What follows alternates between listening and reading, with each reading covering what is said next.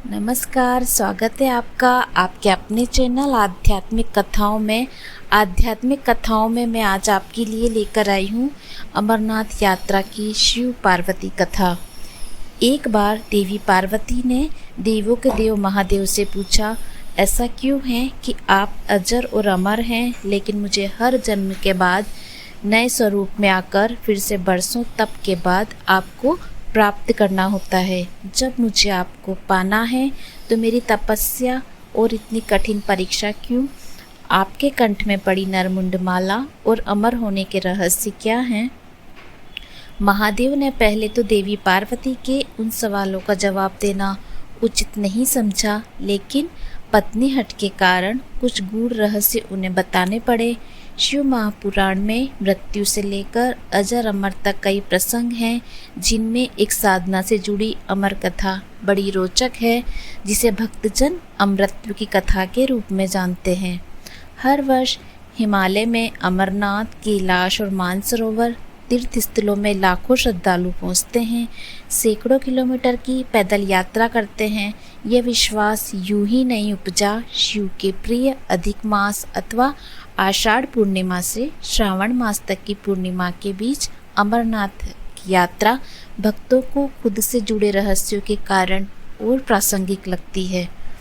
पौराणिक मान्यताओं के अनुसार अमरनाथ की गुफा ही वह स्थान है जहां भगवान शिव ने माता पार्वती को अमर होने के गुप्त रहस्य बतलाए थे। उस दौरान वहां उन दो दिव्य ज्योतियों के अलावा कोई तीसरा प्राणी नहीं था, न महादेव का नंदी और न ही उनका नाग, न सिर पर गंगा, न गणपति, न ही कार्तिकेय।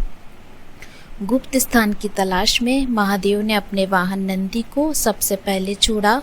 नंदी जिस जगह पर छूटे उसे पहलगाम कहा जाने लगा। अमरनाथ यात्रा यहीं से शुरू होती है। यहाँ से थोड़ा आगे चलने पर शिवजी ने अपनी जटाओं से चंद्रमा को अलग कर दिया। जिस जगह ऐसा किया वह चंदनवाड़ी कहलाती है। इसके बाद गंगा जी को पंचतरणी में और कंठाभूषण सर्पों को शेषनाग पर छोड़ दिया। इस प्रकार इस पड़ाव का नाम शेषनाग पड़ा। अमरनाथ यात्रा में पहलगाम के बाद पहला पड़ाव गणेश टॉप मान्यता है कि इस स्थान पर महादेव ने पुत्र गणेश को छोड़ा। इस जगह को महागुणा का पर्वत भी कहते हैं। इसके बाद महादेव ने जहाँ पिस्सू नामक कीड़े को त्यागा वह जगह पिस्सू घाटी कहलाई।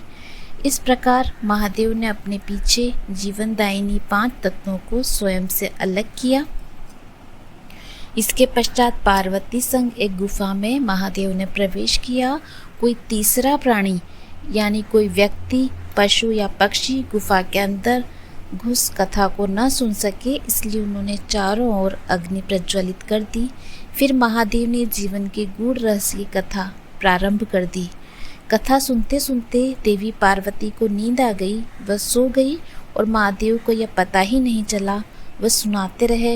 यह कथा इस समय 2 सफ़ेद कबूतर सुन रहे थे और बीच बीच में गूं गूं की आवाज़ निकाल रहे थे।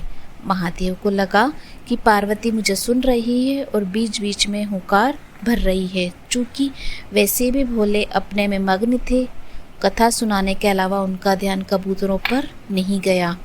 दोनों कबूतर सुनते रहे। जब कथा समाप्त होने पर महादेव का ध्यान पार्वती पर गया तो उन्हें पता चला कि वह तो सो रही हैं, तो कथा कौन सुन रहा था। उनकी दृष्टि तब 2 कबूतरों पर पड़ी तो महादेव को क्रोध आ गया।